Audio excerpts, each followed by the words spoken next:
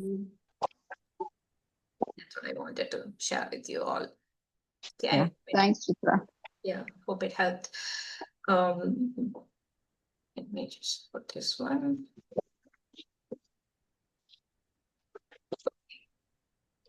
Welcome to day 2 of Tohuwa book meditation.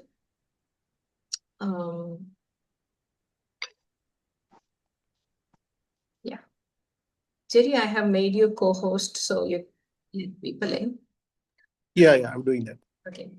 Welcome to day 2 of Tohuwa Bohu meditation. Today, we are going to see, for the benefit of those of you who are joining for the first time of Tohuwa Bohu meditation, I want to explain what is this Tohuwa Bohu, how is it different from other meditations, and with a biblical, understanding. Okay. Void meditation is all about where stillness is going to heal the soul, or we are going to be aware of the thoughts that are running in our mind. Okay, because thoughts will, over a period of time, thoughts will have emotions, and that emotions, thoughts and emotions will continuously, deliberated is going to create our reality, both positive and negative. Okay. Sometimes the loudest place in our lives could be our own mind. Okay. And we live in a world full of noise, constant movement, scrolling, striving, reacting, like we discussed a while ago. But there's a place beyond this noise, a space of deep stillness where your spirit can breathe again. Okay. The Bible calls it the still small voice. Okay. Many times people are given with a gift of prophetic. Okay. But if we ourselves are overwhelmed, we are not operating from rest, we are constantly bombarded with thoughts, then when we try to prophesy, or when we try to release a word of knowledge or prophecy, we really don't know whether it is from our subconscious thoughts, our flesh, or we actually hear from God. So if you are a person who really want to prophesy accurately, you really want to say that it's the still small voice, the revelation or the senses I had when I'm in front of Marina. Maybe I get a ear pain, and I know for sure that neither Marina or the people around her has this is suffering with this ear pain. So that's the sensation I get. And then I ask them, and they will. But however, the person friend might be asking me to pray for something else, but I sense this. Then I'll ask them, oh, is this war? Is there anybody who's facing this problem? There's so many times it has happened. There'll be like even 5-6 people who are having this problem. Okay, because I'm very sensitive to the spirit, because we prepare ourselves from a place of stillness. We go and minister to people. That's from a ministry perspective. But for our own self also, we pray to God. We really want to hear. Many people say, how do I hear the voice of God? How do I know? How do I know God is speaking? Or no, because we are not confident, because we really don't want to spend time. We don't want to believe that God can speak. It's very prevalent that people just run after the prophets, major prophet, minor prophet, and then they're just taken, their lives are ruined. We've ministered to people who have opened up businesses and lost businesses and built relationship, got married to somebody just because a prophet told them, oh, you will start a ministry. Then they have left their full-time job, started the ministry, and put the whole family into a miserable situation, right? So it's important for us to hear a still small voice of God. Okay, so the void is not empty space, but it is the space where God speaks, and healing starts to begin. Okay, most of the time we must be, I'm sure, now part of all our communities. You guys are receiving all the messages. There's a lot of discussion going on about the word. So the word is also going in. No? Many times you might be wondering, I'm listening to the word, but no breakthrough, Chitra. But I don't know why nothing is happening, because there's a lot of mix up. There's a lot of noise. Okay, it's not sinking in. Okay, so if you see the story of Elijah and the void, okay, it's a very interesting story. If you read 1 Kings chapter 18, the land of Israel had turned to idol worship. Okay, under King Ahab and Queen Jezebel, okay, they promoted worship of Baal instead of Yahweh. Okay, so the prophet Elijah boldly challenged all 450 prophets of Baal to a public showdown, okay, on Mount Carmel.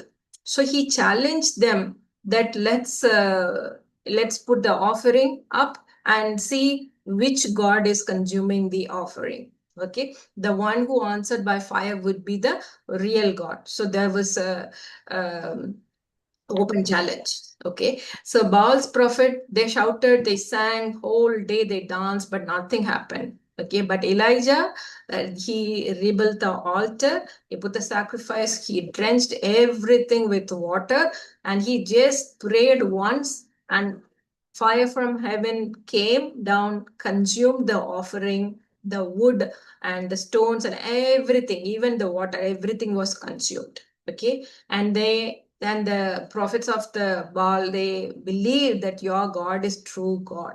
Okay, it was a very stunning victory. I'm just painting a picture of a great prophet Elijah. Okay, what faith he had, what kind of victory he had in the sight of 450 prophets of Baal.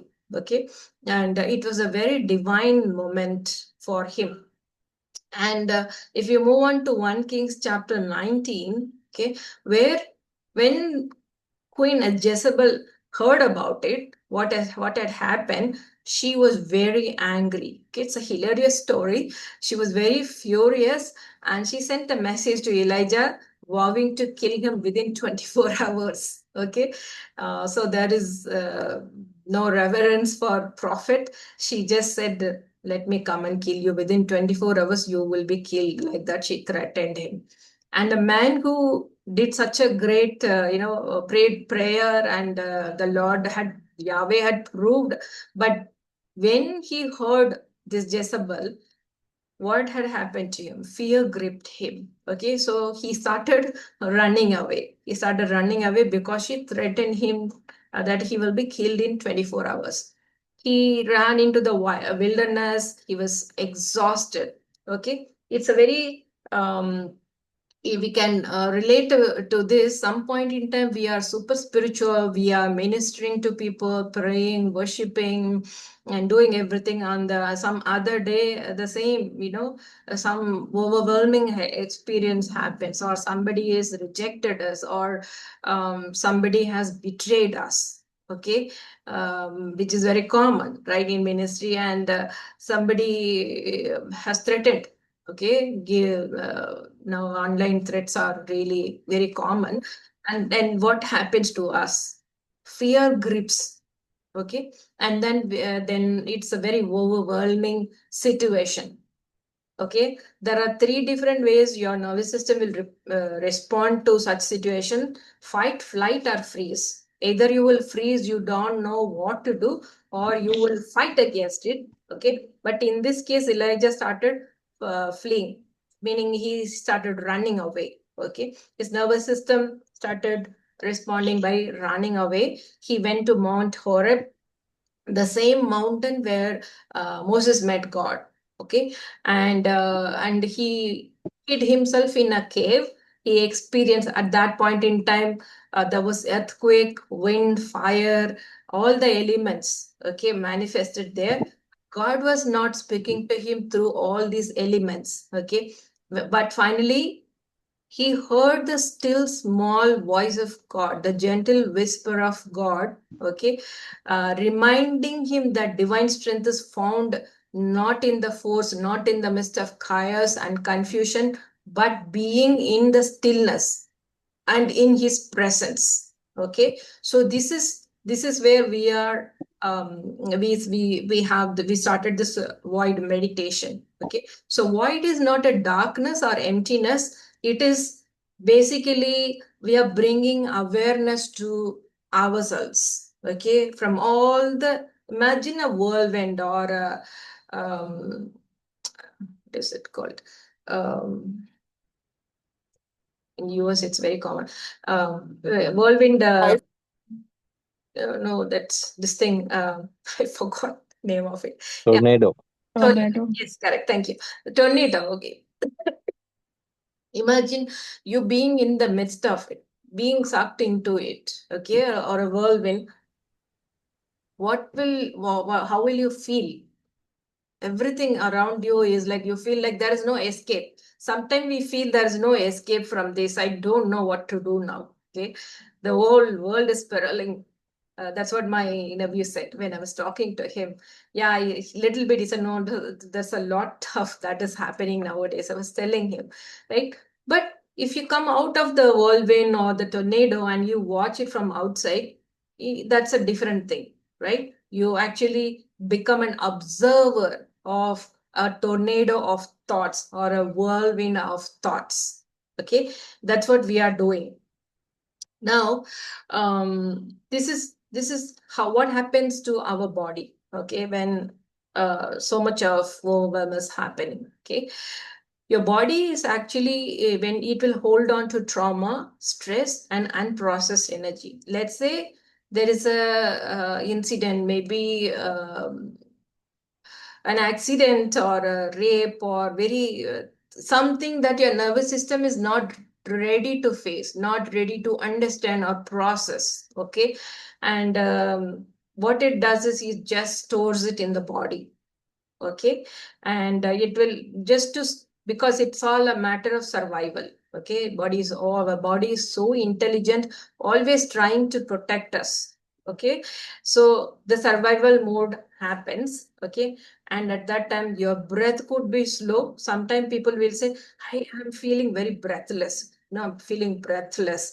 And your after and such situation can come in when the trauma happens. Okay, so the energy that cannot be processed gets stored in one of your body parts. Like for example, I used to have energy stored in my knees. Okay, because of many traumatic incidents happen. For example, I lost my brother in an accident, and after that, I had a lot of fear, and even going in a road trip and things like that.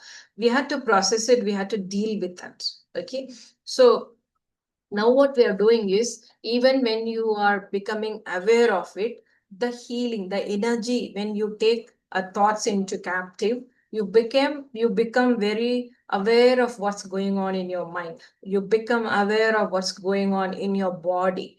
You become aware of what is happening to you, why you do what you do when you sit in stillness. Okay, and when you become aware of it, okay, then slowly the energy is released and the healing starts to happen.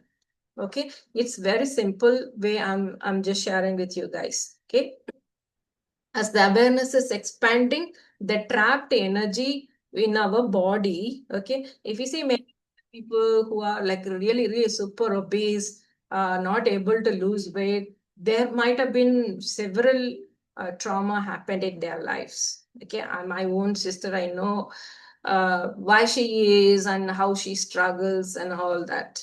Okay, so so that's a little bit about it. I have shared with you guys how energy releases and then healing happens. You become super aware of what's happening with you in your mind, your body, and what's happening around you also. Okay, this is like you might have seen some of these movies.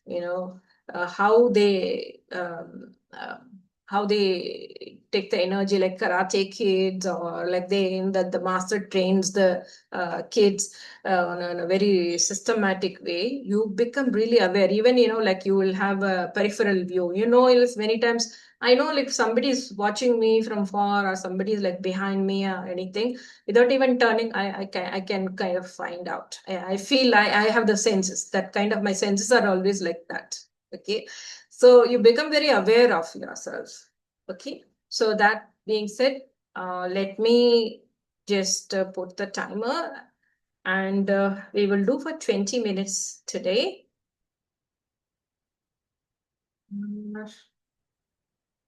Okay. We'll do 15 times reverse breath, and then yeah, I'll put 1 minute, maybe 1 minute you all can do reverse breath, and we'll do 15 minutes of uh, meditation void. Okay. Hope you can see the timer. Yes.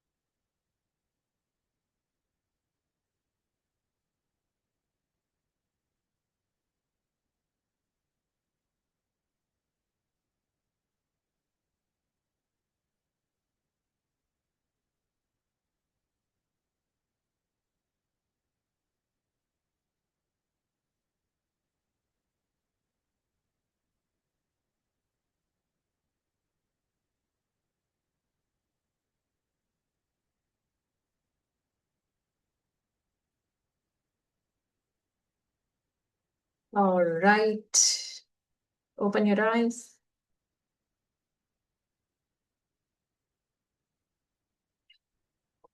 Does anybody want to share anything? Today's experience?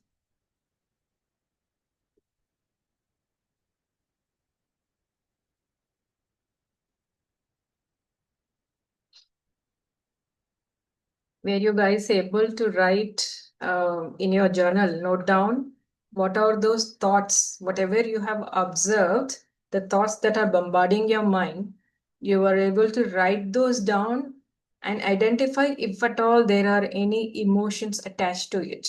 Were you able to do? Can you give me a thumbs up?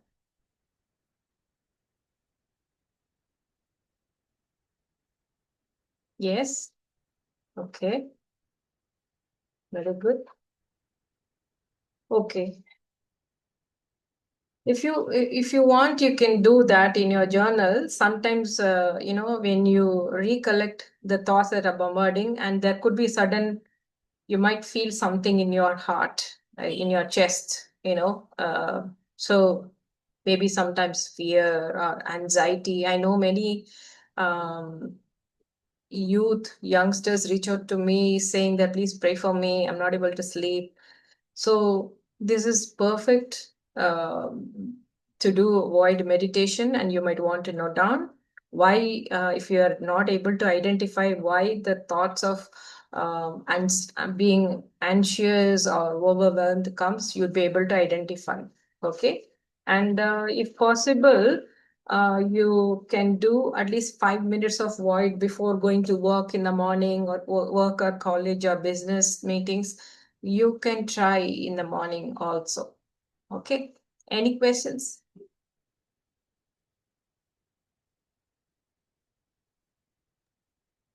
No.